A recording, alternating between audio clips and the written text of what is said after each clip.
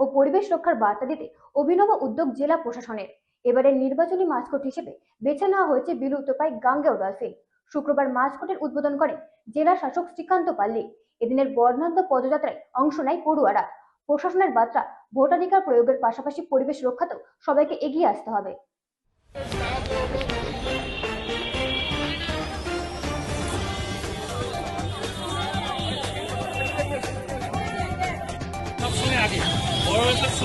আসন্ন নির্বাচনকে ঘিরে সচেতনতা বাড়াতে এবং পরিবেশ রক্ষার বার্তা ছড়াতে অভিনব উদ্যোগ নিল নদিয়া জেলা প্রশাসন।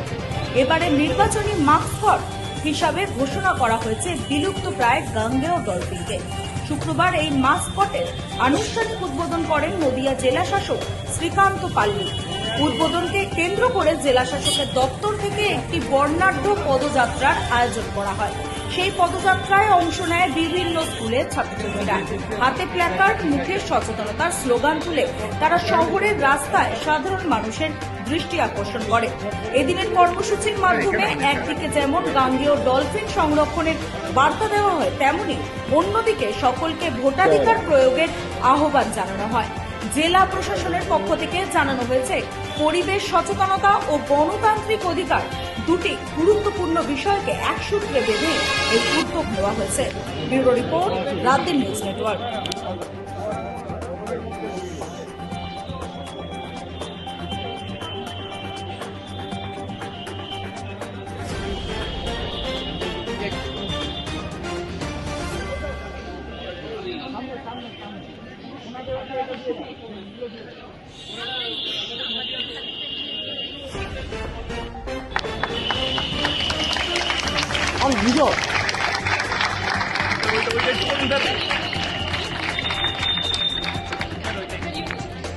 ভিডিও ডাউন থাকবে।